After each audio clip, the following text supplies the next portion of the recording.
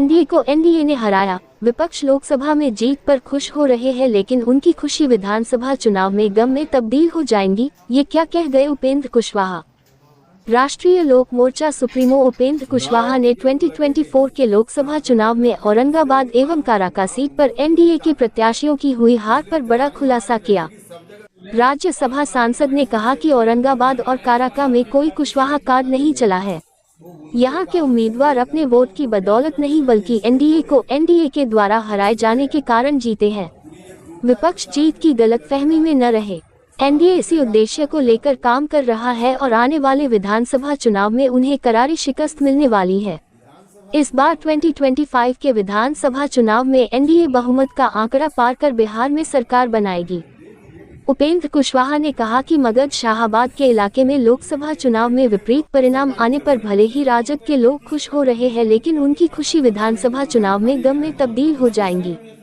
वे औंधे मुंह गिरेंगे। वे लोकसभा चुनाव में मिली छोटी सी सफलता की खुशफहमी में आभार यात्रा क्या जितनी तरह की भी यात्रा न निकाल ले, लेकिन जनता विधानसभा चुनाव में सबक सिखाने वाली है।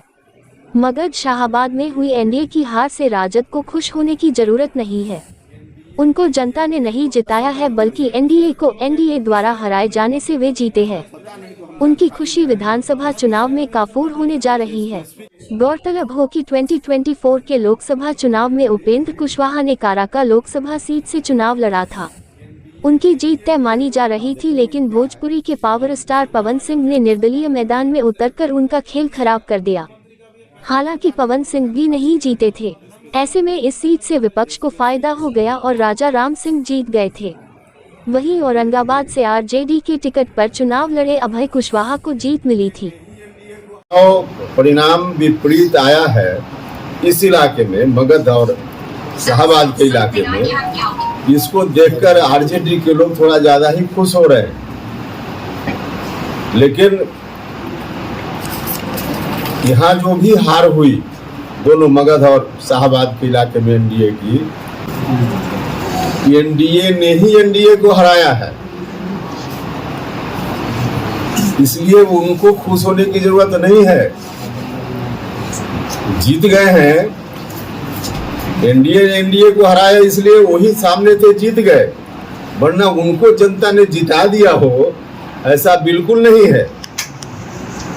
और इस बार विधानसभा चुनाव में हम रणनीति को पूरे तौर पे दुरुस्त करेंगे, एनडीए दुरुस्त करेगा और पूरी एकजुटता के साथ एनडीए लड़ेगा, चुनाव जीतेगा और सरकार बनाएगा। इस इलाके में भी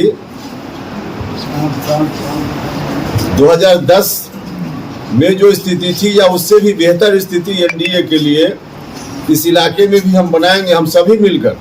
हम एक पार्टी नहीं, पूरे एनडीए की बात कर रहे हैं। तो विपक्ष के लोग जो इस खुशी में होंगे कि लोकसभा में कुछ सीट मिल गई इस इलाके में, तो उनके कारण से नहीं, जनता उनको प्यार करने लगी है इसलिए थोड़े। तो एनडीए ने एनडीए को हराने का काम किया इसके चलते। सर 2020 में 6 विधानसभा में 6 महागठबंधन के खाते में गए थे, तो क्या इस बार कुछ बदलाव होने की संभावना है? देखिए, उस बार भी फैक्टर कुछ अलग था। चिराग पासवान जी अलग थे जो आज एनडीए में हैं, उपेंद्र कुशवाहा भी अलग थे जो आज एनडीए में हैं। तो आप देख लीजिए ना, वोट का उस समय भी किस तरह से डिवीजन लोजपा को भी मिला, हमारे उम्मीदवार को भी मिला। इस जिला में भी कई जगह इतना अच्छा वोट मिला, तो उसके चलते उस बार यह परिणाम आया था। इसलिए विपक्ष के लोग उसको भी देखकर खुशफहमी पालते होंगे।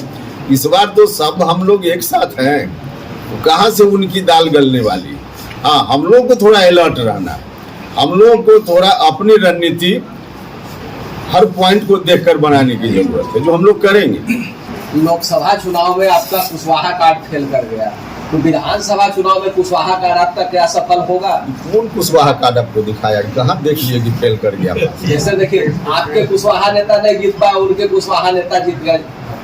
कार्ड का कहाँ कोई मामला? ताश खेल रहे हैं हम लोग। राजनीति में तो कार्ड ही होता है। अरे नहीं भाई, ताश थोड़े खेल रहे हैं हम लोग। कोई जोकर निकाल दिया, कोई बादशाह निकाल दिया, कोई